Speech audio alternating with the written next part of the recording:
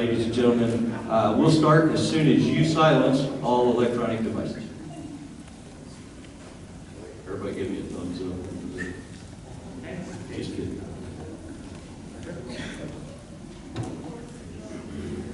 All right, my name is Paul Galloway. I want to welcome you to the 4th annual Korean War Remembrance that we have. I want to recognize some people in the crowd here at this point. I'm not going to ask people to stand until one set at the very end, but if there's any prisoners of war with us, would you just raise your hand? Prisoners of war? Right, thank you.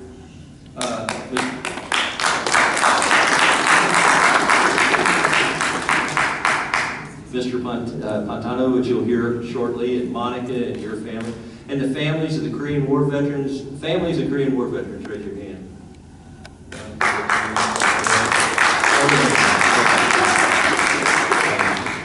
But you know, the reason we're here today, if you can, I understand, but if you can, would all the Korean War veterans please stand to be recognized?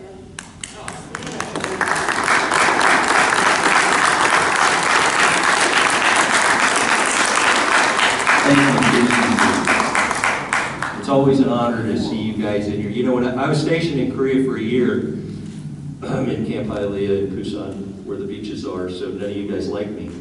But you know, when I was over there and I was going up and down these hills they have over there, carrying camelback and peanut butter and jelly sandwiches. That's what I did when I was an E7, E8 over there and taking my trip. And the only thing I could always think when I was going up and down these small mountains, large hills, is how you guys did that with equipment, rifles, in the cold. Because when I was there in the cold, I didn't go out. So it's just always an honor to meet you guys from the Korean War, which of course you definitely know is the forgotten war. We want to make sure we don't forget you. I would ask you all to please stand for the national anthems of the United States of America and the Republic of Korea, played by the Ground Forces Band Clarinet Quartet.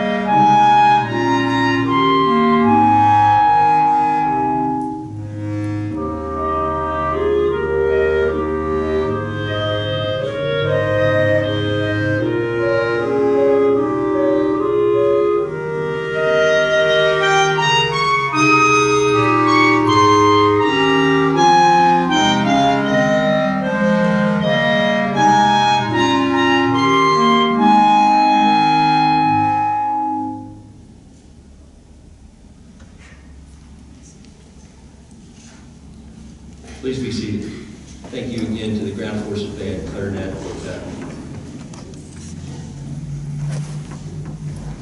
Our first speaker is Mr. Ilario Pantano, Director of the North Carolina Division of Veterans Affairs. Ilario was an enlisted Marine from the time he was 17 years old and headed into the business world after his hitch in the Corps. He worked in 4 World Trade Center and lost many colleagues in 9/11. He immediately fought his way back into the Marine Corps and earned a commission at the age of 32 after a few waivers had to be signed. He was a platoon leader in the first fight for Fallujah in Iraq in 2004. Please welcome Mr. Ilario Pantano.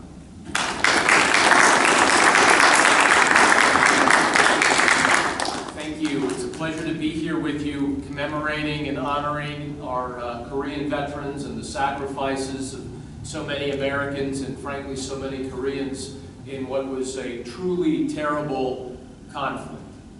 But from what we are starting to learn about PTSD and some of the issues that afflict men and women that have served in combat, often the worst part of one's service is not the actions that you take or the things that you witness or that you feel or that experience. It's the way you perceive your nation and your community to receive you when you come home. Those things have a tremendous weight on your conscience and ultimately have a larger factor in determining your health and your progress than even the things that you've experienced.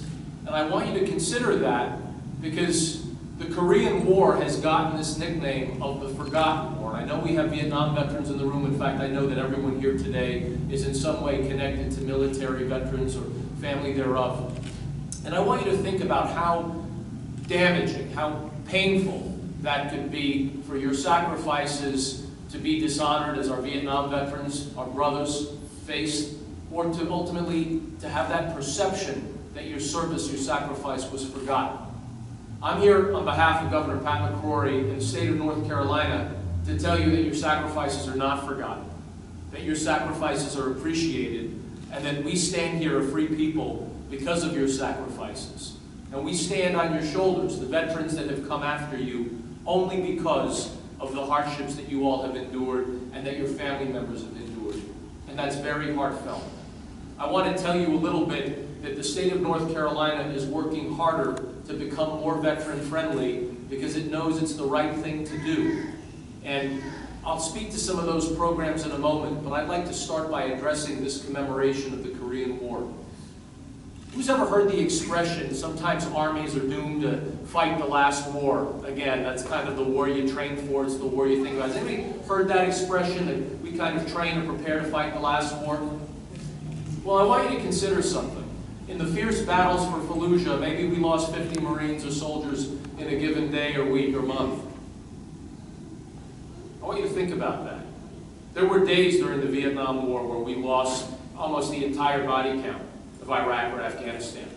There were days during the Korean War that we lost almost the entire body count of Iraq or Afghanistan.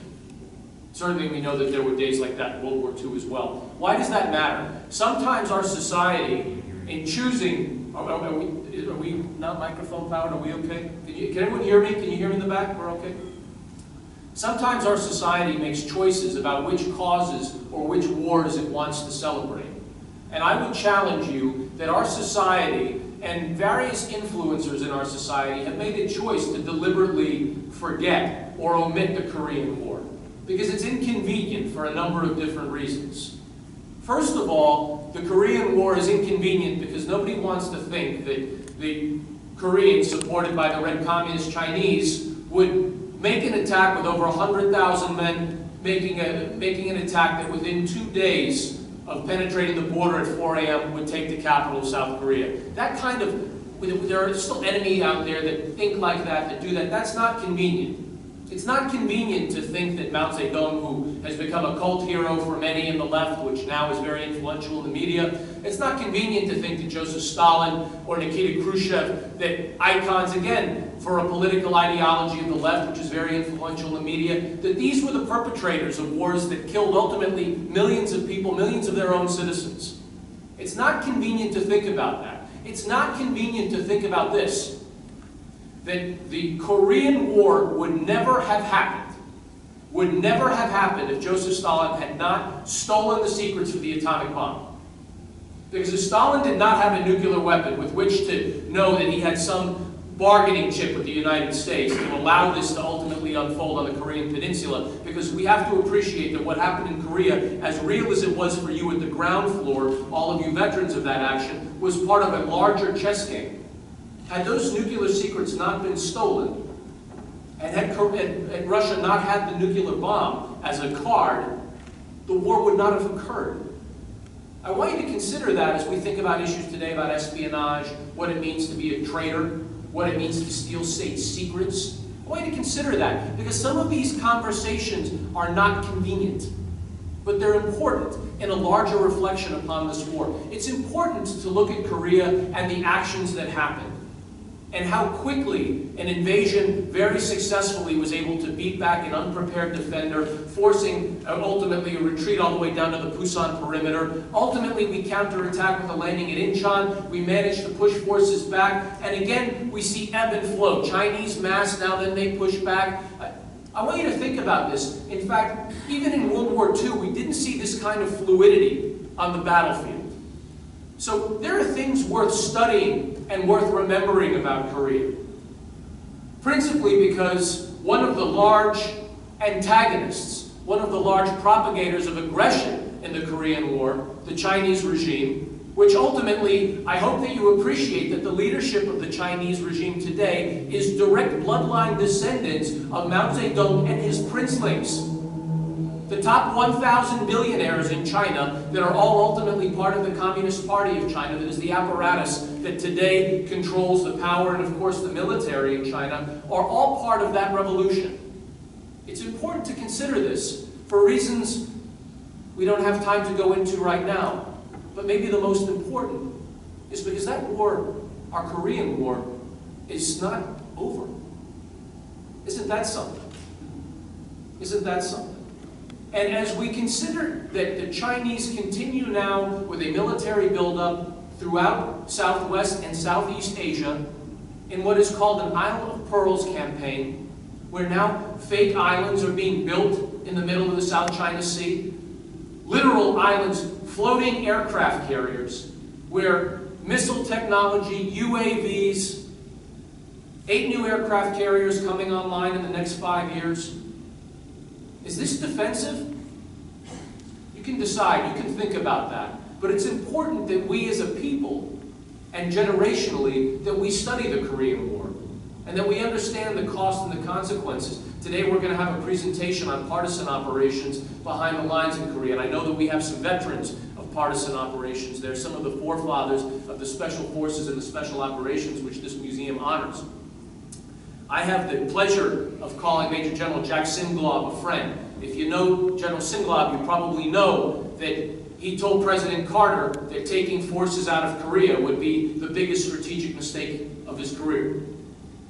There was a general who stood up in principle and told leadership, if you do this, bad things will happen. Bad things will happen to this country, and bad things will happen to the world. What happened to General Singlaub? He was forced to. Because General Singlaub was told by the Carter administration, stop saying that. Stop going around the country saying it's a mistake to take forces out of China. To take forces out of South Korea. Because Carter was on the verge of taking American forces out of South Korea. The war is not over. We know the aggression. We've just seen how aggressive the Russians supported the Chinese, ultimately supporting the North Vietnamese, were literally just hundreds of miles away through the Vietnam War, which had been running for 10 years, and in '77, Carter's considering taking forces out of Korea. So General Singlaub literally starts touring the country and is speaking at campuses, telling folks that it would be a mistake for the president to take forces out of Korea. And he was fired. But guess what? We kept our forces in Korea. Courage takes lots of different forms. Sometimes standing up for what you know to be right, even when there's personal consequences for you, is important. And I honor General Singlaub, who I know Paul and I were discussing would have liked to have been here today, but his health comes and goes, but one of the original forefathers, forebearers of our clandestine operations, services, and special operations. So we take a moment to think about him and honor him.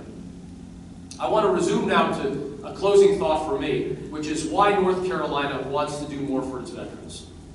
North Carolina needs to do more for its veterans because in the past, there was an assumption that North Carolina, home to Fort Bragg and Camp Lejeune, as they call it now, when I was there the first time, it was Camp Lejeune. None of you would appreciate that joke. I don't think I have too many Marines in the house. Despite having the 4th largest military presence in America, North Carolina for the last 10 years was actually bleeding veterans to other states. So we were number 9 in population, and we were number 9 in veterans population. Think about that, 120,000 active duty men and women, 30,000 reservists and guardsmen would come and serve here, but would leave because the state was not sufficiently focused on you or your needs. We're trying to change that. We're trying to change that as a culture, and I'm happy to report to you today that for the first time, the VA has just reported North Carolina has moved up to number 8 in veterans. That veterans are choosing to stay here because we're trying to make the state more veteran-friendly with better policies for education to help veterans get jobs. And if you have not been there, I want you to know that we have a fantastic veterans state nursing home that is directly north of the Fayetteville Medical Center. It's adjacent, it's not on the property, it's directly north of it. It's almost touching. It's kind of hard to find, but soon we will have some guidebooks for you here at the front desk that will reference how to get there and how to find it. You could go online at nc4vets.com because we believe in taking care of our veterans. On that note, I want to close by saying I recognize that the Fayetteville VA Medical Center has had a number of challenges. I hope that some of you have had some good experiences and some good stories because the truth is there are 10,000 dedicated VA medical professionals in the state that want to help our veterans. But I know that others of you have faced real challenges.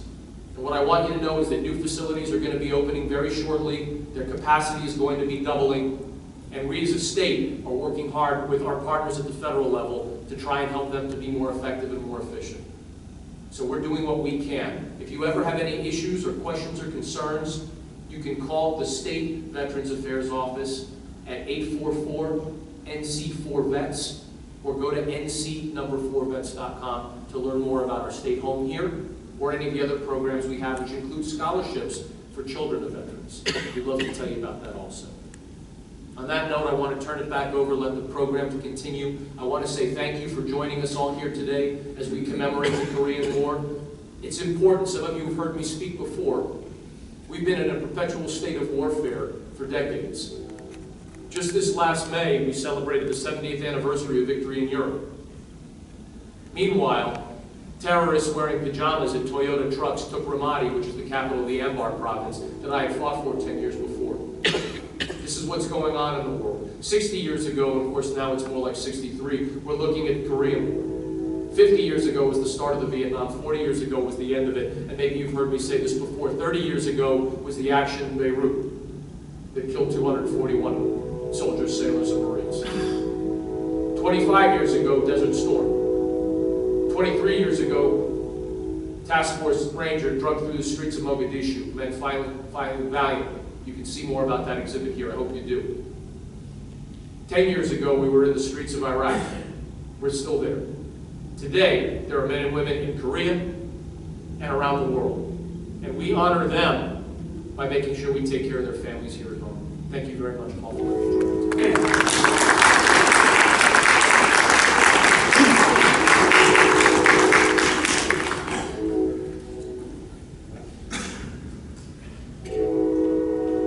Good morning. We are the Army Ground Forces Band Clarinet Quartet. Thank you for having us. It's an honor for us to be here today. Thank you.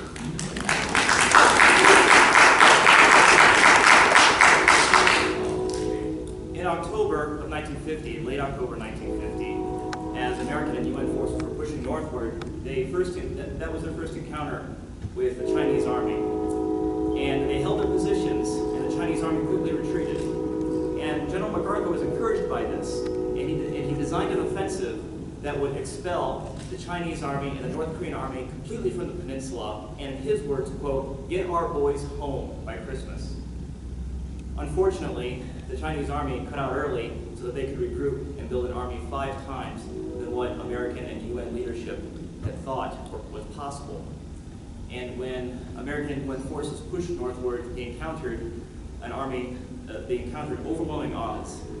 And they fought bravely, often in freezing temperatures. And as they regrouped and tried to figure out what to do next, all of them knew that the war had changed. Even General MacArthur knew the war had changed. And what's most disheartening is that these boys then knew that they wouldn't be home by Christmas. And in honor of them, we're going to play a popular tune from 1943, a tune that Bing Crosby made popular on his USO tours, I'll Be Home for Christmas.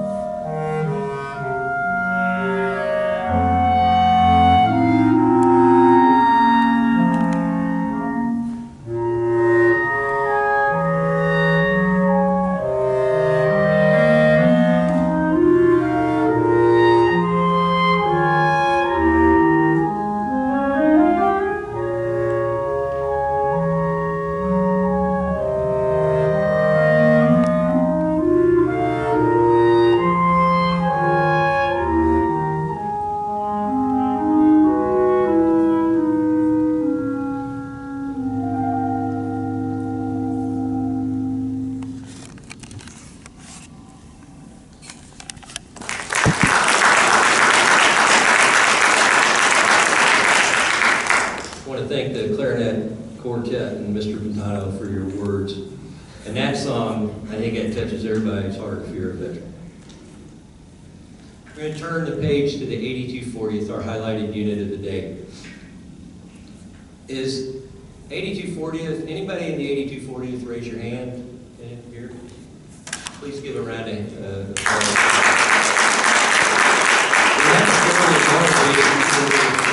Here in the area that these guys were the cutting edge of special forces from the OSS transferring over to special forces. So I'm not going to steal any thunder here.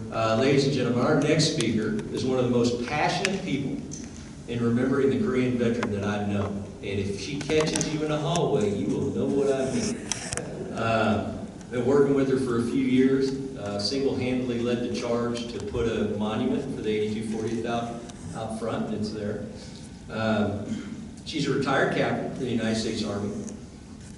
And the reason she's here today is that passion. And where'd that passion come from? She's the daughter of one of the members of the 8240th United Nations Partisan Forces Korea. Please welcome Captain Monica Stoy.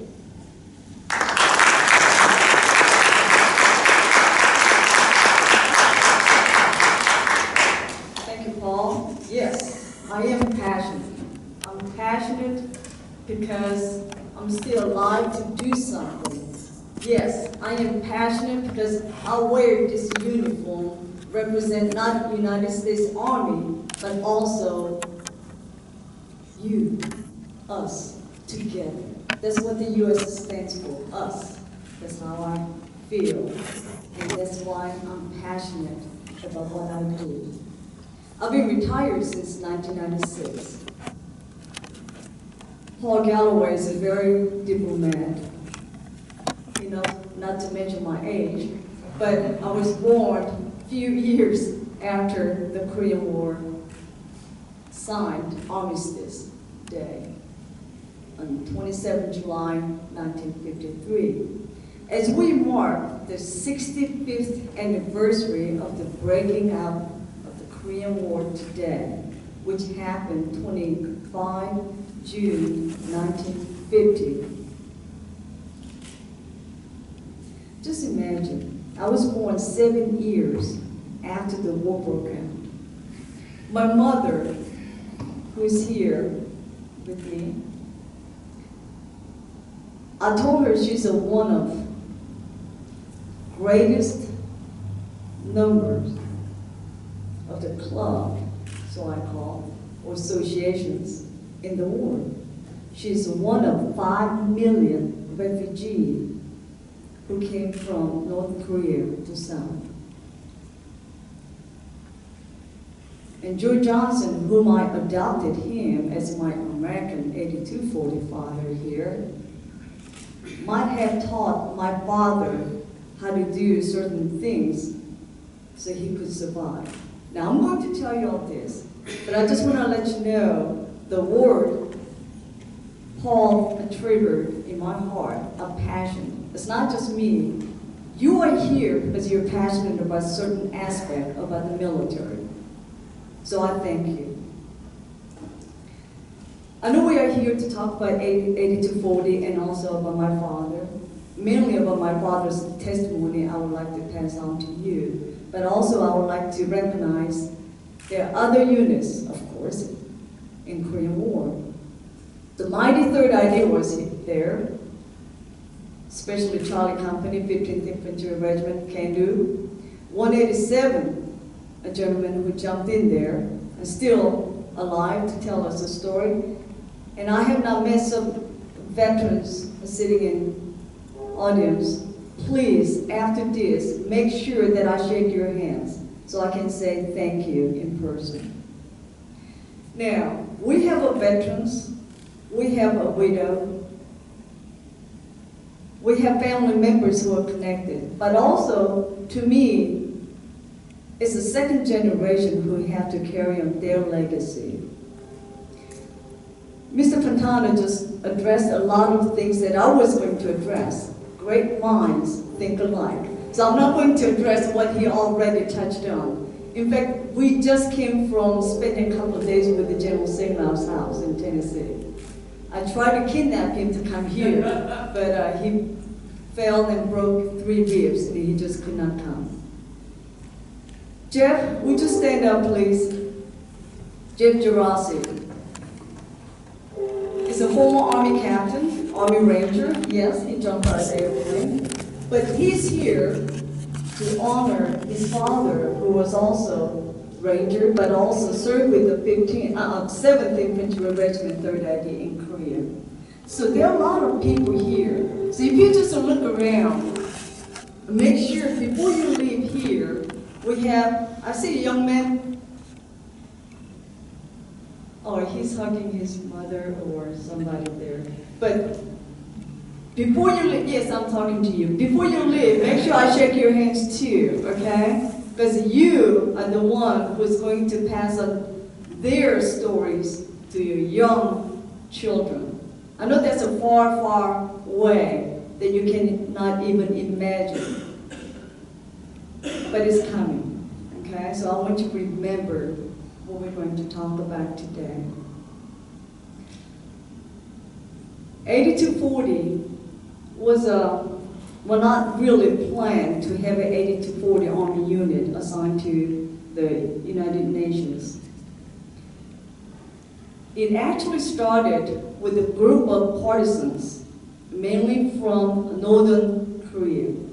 There are 2 things I would like for you to remember. Number 1, there's a difference between North Korea and Northern Koreans, okay?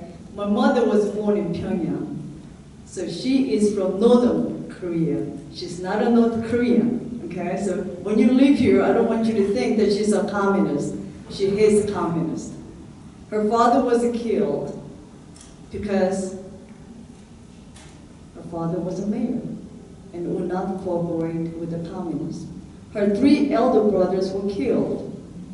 A few days later, war broke out because they would not cooperate with communists. So she hates communists.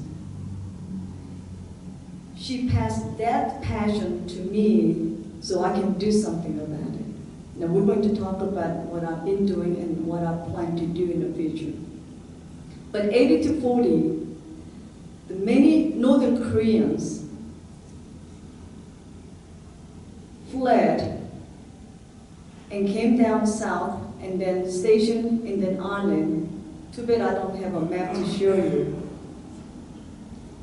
And then they were doing a lot of clandestine missions, killing North Korean soldiers, and also passing on some information to South Korean armies as well.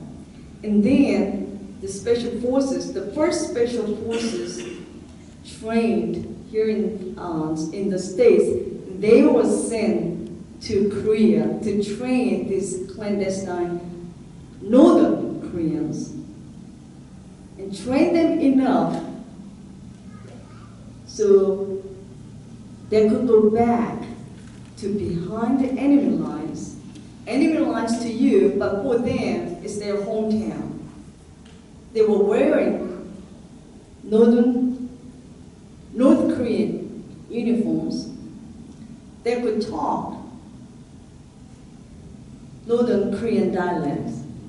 They look like one, so they're a perfect fit. If you would have sent Joe Johnson back to behind the enemy lines, they would detect, they meaning the enemies would detect Joe immediately. He's a white boy. So if you walk like, talk like, and dress like one, well, train them and send them behind the enemy lines. And their missions were collect all the POW campsites, any crashed airplanes, and then send them back that information. We have, meaning we, is still unknown. But my father, let me take one step back because it's becoming very emotional. My father passed away 5 years ago. And so I'm still addressing him as he's still with me. So forgive me if I use a present tense rather than a past tense when I address him, because he's still with me here. Anyway, he said he did receive a proper training, and he thought that was enough to go back to North Korea, collect informations, and somehow come back down to South. Now, at times, he was lucky enough, without having to go through any checkpoints, and be able to pass on that information. But there were times he was caught by US, dressed in Imingun, we called, North Korean uniforms, speaking North Korean dialect, no documentations whatsoever, whom US is going to believe, him or him. There was nobody else to watch for you. But he remembered what the trainer told him. Just tell the commander, do not talk with anybody, just address the commander, get the key leader, and tell them he was with 80 to 40. And that's all he had to say, just 80 to 40. And of course, it took him 3 days to give verification. But it worked. It worked. And that's when he told me that SF, Special Forces Operations, they were sharp. That's right away. That's what he said. That's right away. Because he was still alive from that operation.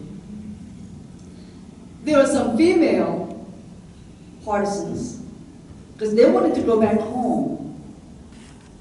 They wanted to do something. So there are female partisans who also received the airborne training. The airborne training back then was no more than you put a box on the sand, and then, all right, get on the top, let's do some PLF, and then next day they were sent to behind enemy lines. And we still have some female partisans alive in Korea, and they still talk about that. And their wars are still American SF 8240s are spread away.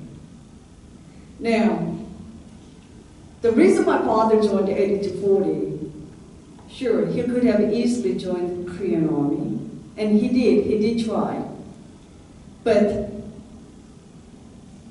he saw himself, the foremost important thing to him was he wanted to go back to Korea, Northern Korea, to Pyongyang.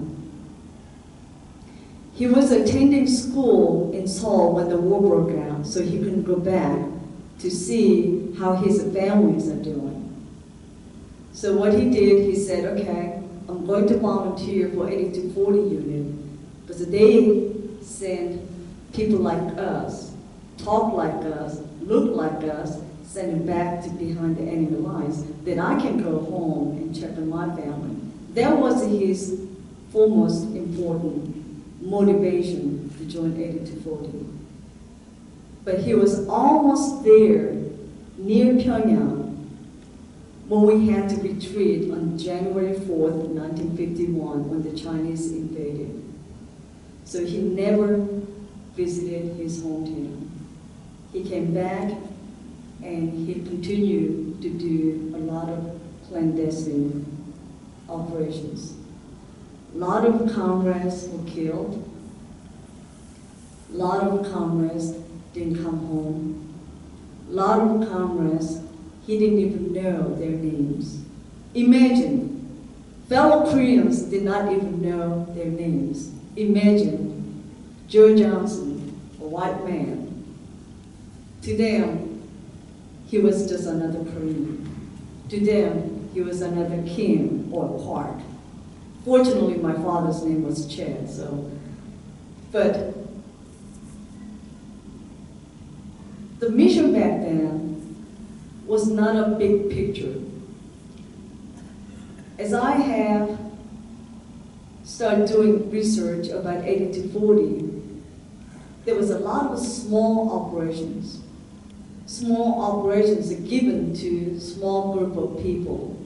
It was not passed down to division, to battalion, or the regiment, battalion, to company, and squad.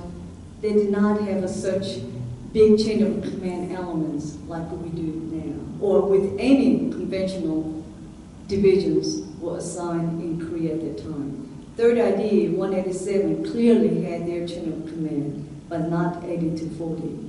It was within 8240. And their names were like donkey, leopards, white tigers, and then various names, not like Alpha, Bravo, Charlie, or Baker. So very unconventional, more to how to survive day to day. There's a funny story my father said. Since we all look like, whenever he would go and get the supplies, some of the soldiers did not return. And some of the soldiers were late coming to pick up their supplies. So he would send some of his soldiers to go and pick up some supplies. The white man like Joe, who was giving us supplies. Oh, here's a Kim, okay, here. The next one, same man, it's another one, okay. But it all worked out fine. They worked together. Unity was there. They cried together when some of the soldiers, see, they don't even call them, they don't even address them soldiers from American side or Korean side. Korean army or the government didn't want to recognize these partisans because they were not in the Korean army. They did not wear Korean army uniforms. Americans fully did not recognize these partisans because they also did not belong to U.S. Army. United Nations didn't do either. but they were there, fighting side by side together. I wrote more than 12 pages because Paul told me I had 10 minutes to give my presentation, and I told him that was impossible because I can stand here and talk about my father. There are two things I would like for you to leave here with my message. Number one is, which my dad always been telling me, say thank you. And if you can say that in Korean language, that would be fantastic. And it's very simple. Say, 감사합니다. 감사합니다. 감사합니다. Very good. 감사합니다. That means thank you in Korean language. So, my father thanked fellow 8240s. They actually offered him to come with them to America, since he's done a superb job. Since he didn't get back home to see whether his family was still alive or not, he really did not have anybody in Southern Korea. He had nobody. So, but he would go and check on the port nearby Incheon. That's where all the refugees would come from Northern Korea and check in. And my mother was one of them. And my mother happened to be my father's school best friend's younger sister. So he recognized her, and she recognized him as her elder brother who was killed by communists, a best friend. So she is the one who proposed my dad. Well, I need a protector, so marry me and take care of it. So he did, and he did. But when he did, he made a commitment to my mother to take care of her. He made a commitment to his best friend who was killed by communists that he would take care of her. So even though there was a great opportunity for him to come to America back then, 1954, the Armistice Day was assigned in July 27, 53, but the 8240 was disbanded in 1954. So he had the opportunity to come to America, but he said, no, I will stay here, raise my family, because by then he had 2 boys, and soon after I was born. So my dad always said thank you, thank you, thank you, thank you. Be grateful what you have. Be grateful for what you have. The second thing is my personal testimony. I really did not know much about my dad's 8240 until recently. And I see some pictures of him that he was not in army uniform. He was in some kind of uniform, but not in proper army uniform. So I kept asking him, what is it? He said, oh, something I did in the Korean War. But he never really talked about it. But prior to several months, he died. Then he told me some stories, and that's why I'm doing it. I regret that I did not do enough, that I didn't find out more about my father's story. So now, I've been doing a lot, not only going around and talking with veterans, because you are here because you already know, but these empty chairs should not be empty chairs, should be filled with people. So when you go out, your mission, because everybody gets a tasking from me, your tasking, one of them is to go out and tell people, because next year, Paul's going to do another great event. Please, bring your families and friends and have them come. Whoever is going to speak will give a great speech, but it's a camaraderie, okay? We have to share. We are here because we have not forgotten, but people out there who should be here, they forget, they've forgotten. So that's why they're not here. So please bring them, that's your mission. But what I have done, along with my husband, he's also son of Korean War veteran, is that we're putting markers. We've been doing it for World War II, actually, starting from the southern France,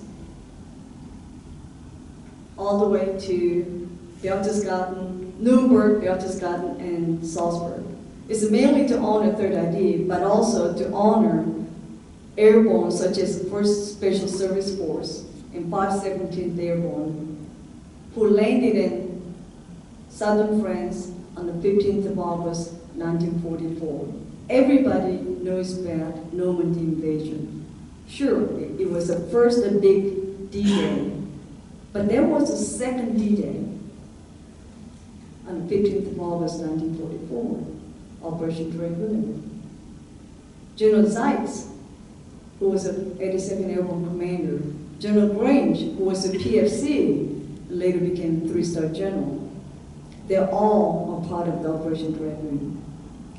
So we've been doing that kind of work, undertake some of the lesser known battles, like 8240, and tell people about it. But not only sharing their stories, but we actually go around and place markers, like the Kilroy was here, okay? So starting southern France, Saint-Tropez, Salon de Provence, and Colmar. Colmar, France, is where Audie Murphy, the most decorated World War II soldier, 15th Infantry Regiment 3rd ID, received his medal for action in Colmar, France. A lot of people think that he landed in Normandy and received the medal for action in Battle of the Bulge. No, it's Battle of the Colmar Pocket, which is a lesser known battle. Same thing with 8240. So we just came back from Korea and talked with UN Cemetery in Busan, in Korea.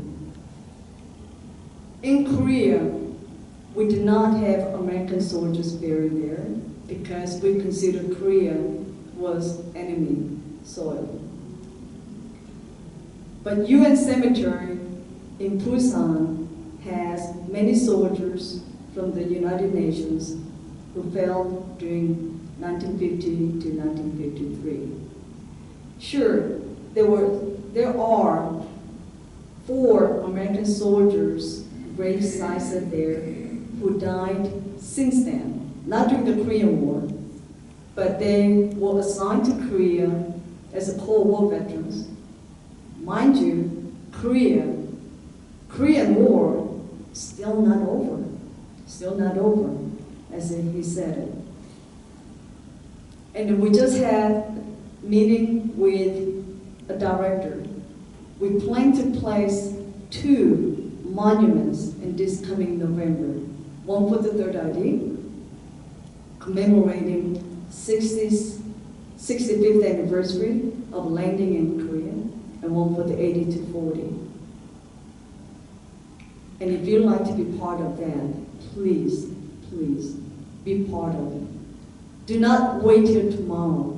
There are certain things you can wait and say, I can do that tomorrow. I will do that later. But I'll tell you what, Joe Johnson, I adopted him several years ago. He could walk, he could sing. He can still sing, but he's slowing down. Tom Toomey, great Command Sergeant Major, he's been mellowing down. Okay, we need to catch these people and ask all kinds of their questions and bring their legacy to the next level. That young boy over there, who knows, he might be the president of the United States. And when he does, I want you to remember this day and then say something about it. Because as we do not forget, we have to do something. And that do something is now. Do not put off until tomorrow. So this speech, if you want a copy of it, is here. It's all the data, okay? But I just wanted to share my personal testimony.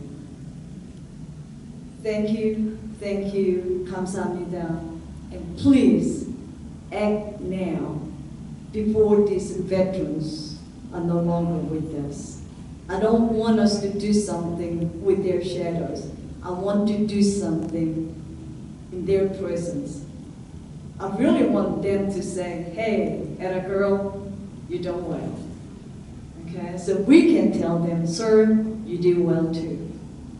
All right, so at this time, I would like to call for Korean War veterans to come forward, please. For some of you who cannot walk, I will come to you. But if you can come, please come. Paul, will you give me a hand?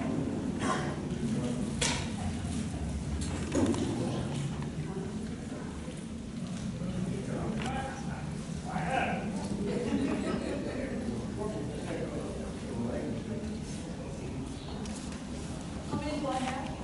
Please just stand. Not in alphabetical order, but any order is fine. How about age? How about age? I'm the oldest. Crowd in here? Yes, right there. Yeah. Tell me about it. Mr. Pantano, would you like to be part of this, please? You're getting something because Korean government has not forgotten your sacrifice.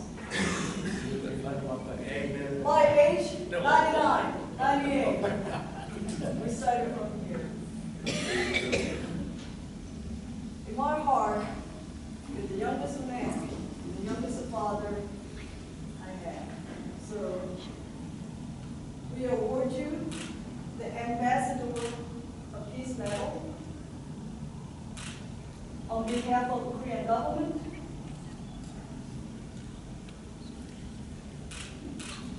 Congratulations. Yes, please, sir.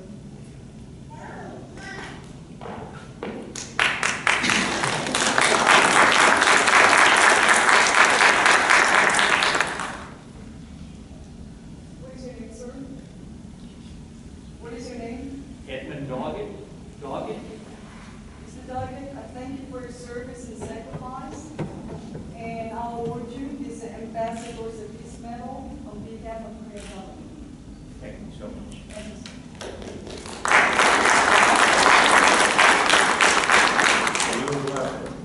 Mr. Blue Leopard.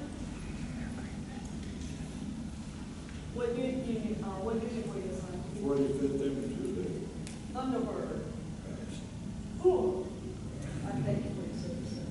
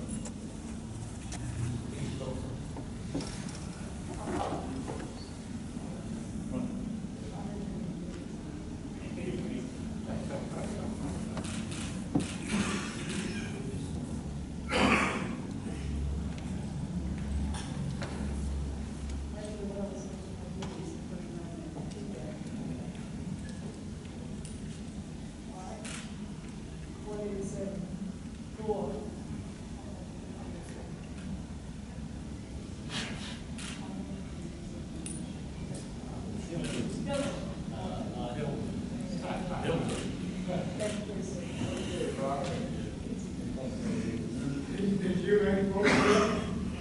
Yes.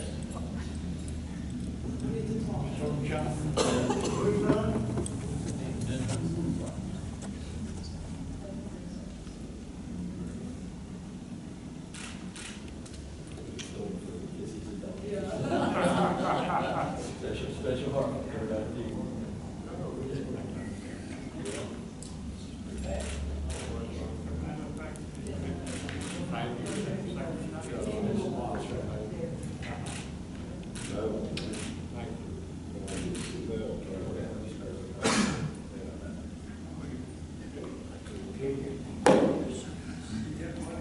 Yes, sir.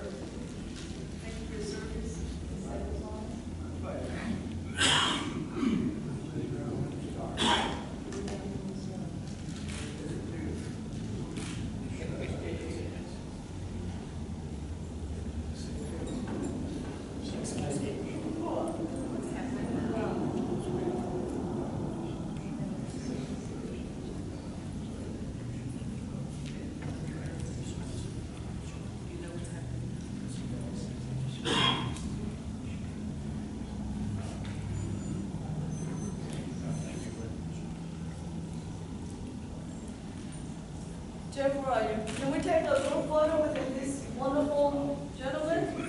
Mom, come on. Can we squeeze in here? Yes. Mom, come on in, please. Okay, can you get Paul? Please, right there. You're not going anywhere. I'm not your one. Can you get everybody? It's too short or too long? Okay, 1, 2, 3. Thank you.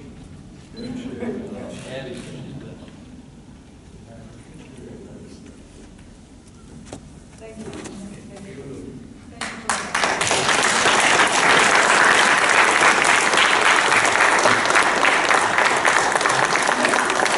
I'm going to sign on this book, okay? You can start it.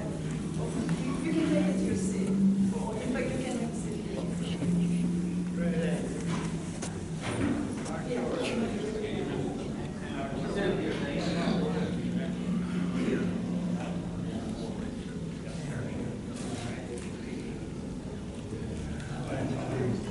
As our veterans going back to seats, as you leave after this, there are some books out here on the table and this entrance. So please take it with you. If you need my signature, because I did not sign any one of them, I will sign it for you and I'll give you my card, okay? And then also in the box, there's a hardtack. Hardtack is a Korean Army ration. All right? This is a hardtack. The Korean Army is still enjoying this out of the field exercise. And I brought a box of them donated by the, we have a one, okay. Right? Okay. 7:30. 7:30.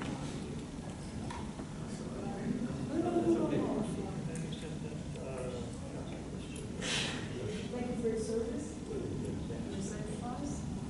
On behalf of the Korean government, we award you Korean ambassador's service.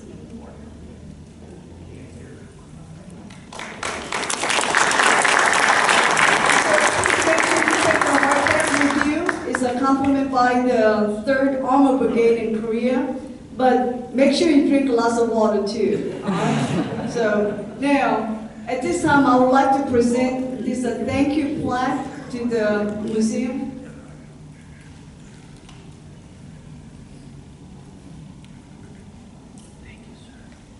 Paul has been a great friend, but also what I like about him is not only good looking and then go-getter can-do attitude, but also he actually does something in here. He preserves, he actually makes things happen. So with that, I thank you. Korean government thanks you. Appreciate it.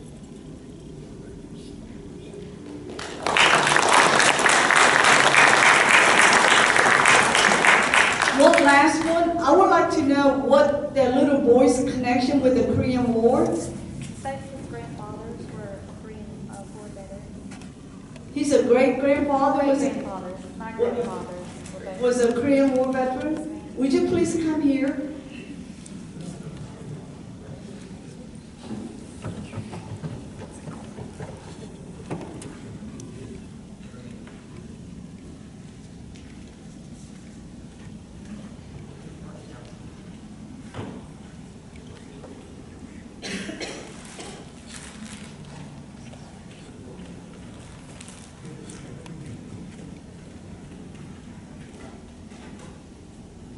What is your name? Will? Come here, please. You're not in trouble. In fact, you've done well for being here. Okay, get your hands out of the pocket.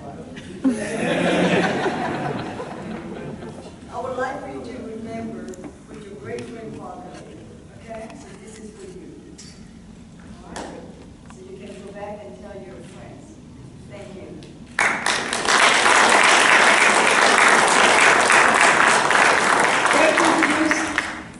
My more than 10 minutes of presentation, and I know Paul will not invite me again because I went over time, but thank you, Paul. Appreciate that.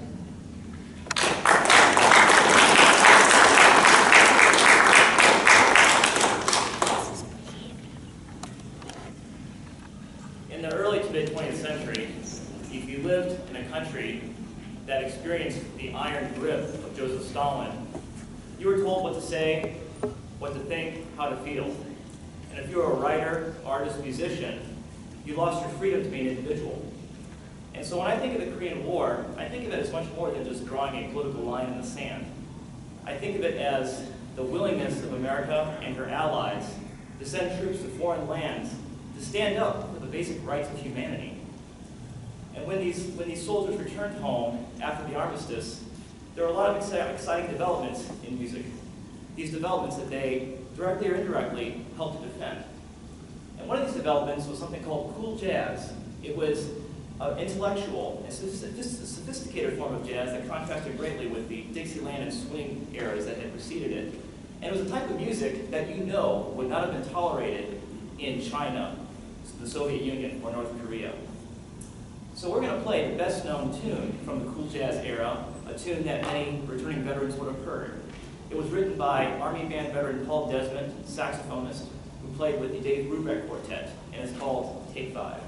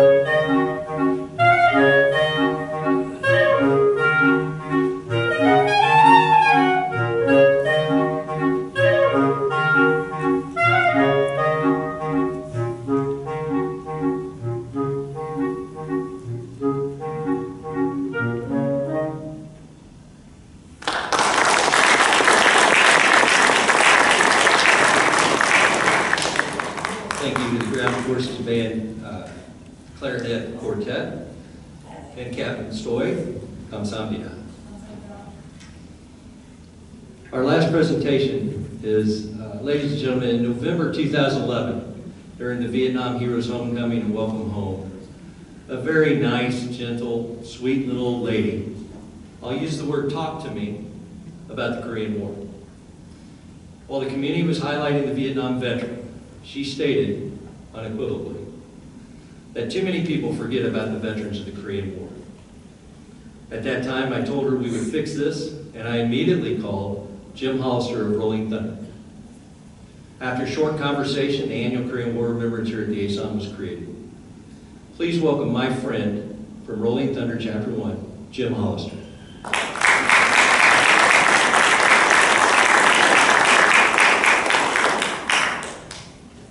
Thank you, Paul. On behalf of the entire membership of Rolling Thunder Chapter 1 NC, I just want to thank everybody here for the opportunity to be here and take part of this. Mr. Pantano, thanks for your words. Thanks for what you do for our veterans. Cap Stoy, you're a tough act to follow. I can tell you I spent about a week and a half on the Google machine learning everything that you told me today, and you doubled what I learned off the internet. So thank you very much for that presentation. It began on June 25th, 1950. You've heard that already today, and Red here will tell you he was there the day it happened. He reminded me today that it was a Sunday that it took place. That's when the North Korean troops crossed the 38th parallel and invaded the South. It ended on July 27th, 1953, and you heard that as well today as well. That's when the armistice was established, and nearly 30,000 troops remain in Korea today. We've heard that as well. I hope to give you a little bit more of a history lesson, something that we haven't talked about yet. But during those 3 years, more than 1.7 million American servicemen served in the Korean theater, and over 33,000 made the ultimate sacrifice. More than 7,200 American troops were held as prisoners of war. And while the majority of these men survived the horrendous conditions they faced, they were returned to U.S. control. However, there were more than 2,800 who died in captivity, many whose remains were never returned. More than 8,100 were listed as unaccounted for, missing in action. And today that number stands at 7,850. And 193 of those men are North Carolinians. I will tell you that efforts continue to account for our missing. This year alone, the remains of 26 MIAs from Korea have been identified and returned to their families. And in fact, today, Army Corporal Kenneth P. Darden is being buried in his hometown of Akron, Ohio. On 13 February 1951, Darden's 15th Field Artillery Unit was overrun by Chinese forces. After the battle, the 18-year-old Kenneth Darden was reported as missing. Now, after nearly 65 years, he is finally coming home. Today, we honor and remember all of those who have yet to come home from Korea. We are compelled to never forget that while we enjoy our daily freedoms, that there are those who endured the agonies of pain, deprivation, and internment. Those who were lost on the battlefield and never recovered, defending that freedom. Most call them POWs and MIAs. Some call them grandpa, uncle, dad, brother. We call them comrades. And like all of us, they had hopes and dreams. They had families and they had friends. And they left the comfort and the safety of their homes to serve their country. And so we remember and pay tribute to men like Captain David Theodore Gooden of the 1st Marine Air Wing, Marine Observation Squadron 6, United States Marine Corps, from Elizabethtown, North Carolina.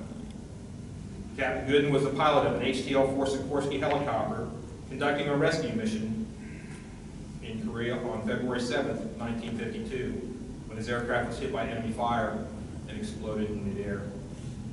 His remains have not been recovered. Captain Gooden is one of 649 United States Marine Corps personnel still listed as missing in action from Korea.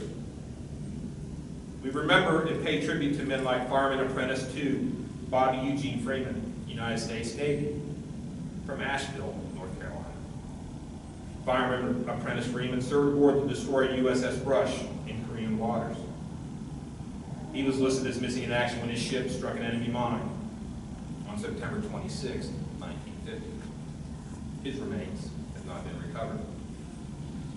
Fireman Apprentice Freeman is one of 278 U.S. Navy personnel still listed as missing in action from Korea. We remember and pay tribute to men like Airman 2nd Class James Dean Pope of the 28th Bombardment Squadron, 19th Bomber Group, United States Air Force, from Cherryville, North Carolina. Airman Pope was the central fire control gunner on the B-29A Superfortress. On January 29, 1953, while on a combat mission, his aircraft was shot down by enemy fighters. He was listed as missing in action and presumed dead on January 30th, 1954.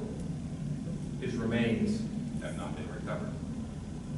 Airman Pope is one of 908 U.S. Air Force personnel still listed as missing in action from Korea. We remember and pay tribute to men like Sergeant George G. Katarakis, the 8240th Army Unit, Korean Military Assistance Group, United States Army. He was from Fresno, California. On the night of 19 February 1952, Sergeant Katarakis was aboard a C-46D Air Commando transport aircraft on a special air mission. They were inserting North Korean partisans near the Galloway River. As the aircraft arrived over the DZ of the last and most dangerous drop of the night, one of the partisans, who was a double agent, tossed a grenade into the cargo compartment of the aircraft just before jumping out. The explosion killed and or disabled 4 remaining partisans and 1 American handler, who was Corporal Dean Crabb. With the aircraft burning and coming apart in the air, the co-pilot remained with the aircraft so the remaining crew members could parachute to safety. However, with the aircraft lighting up the night sky on fire, the Chinese enemy had little problem locating the surviving crew members. The next day, the Chinese took the aircraft's navigator, Captain Kyung, back to the crash site where he saw 6 blanket-wrapped bodies. According to the Chinese, they were the bodies of 2 Americans and 4 Asians recovered from the aircraft wreckage. All of the air crew members assigned to that aircraft were eventually accounted for, either in Operation Big Switch or Operation Glory, with the exception of 1. Sergeant George G. Katarakis remains unaccounted for to this day. Sergeant Katarakis is one of 6,015 United States Army personnel still listed as missing in action in Korea. And we would be remiss if we did not honor and remember those North Korean partisans. They also left their homes, and you've heard those stories today, to fight for freedom. As I was doing my research, I read that many of them never made it back from their high-risk missions behind enemy lines. They simply went off on their mission and were never seen from again. We honor and remember their service as well. This table you see before you is to honor those missing comrades from all wars, those who cannot be with us because they have not yet come home. The table is round to show our everlasting concern for our missing men. The tablecloth is white, symbolizing the purity of their motives when answering the call to duty. The single red rose displayed in a vase reminds us of the life of each of the missing and their loved ones and friends who keep the faith, awaiting answers. The vase is tied with a red ribbon, a symbol of our continued determination to account for our missing. A slice of lemon on the bread plate is to remind us of the bitter fate of those captured and missing in a foreign land. A pinch of salt symbolizes the tears endured by those missing and the families who seek answers. The Bible represents the strength gained through faith to sustain those lost from our country, founded as one nation under God. The glass will be inverted to symbolize our inability to be here with us.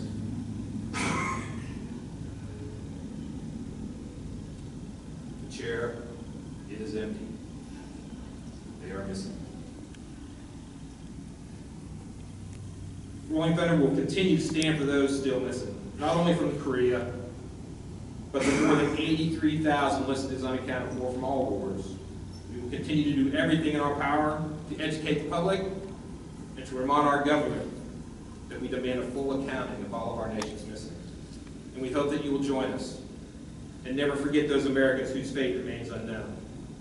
For as long as we remember, they remain alive and with us in our hearts and in our memories. And as long as they remain alive within us, there's hope. God bless America, God bless our troops, and thank you for being here today.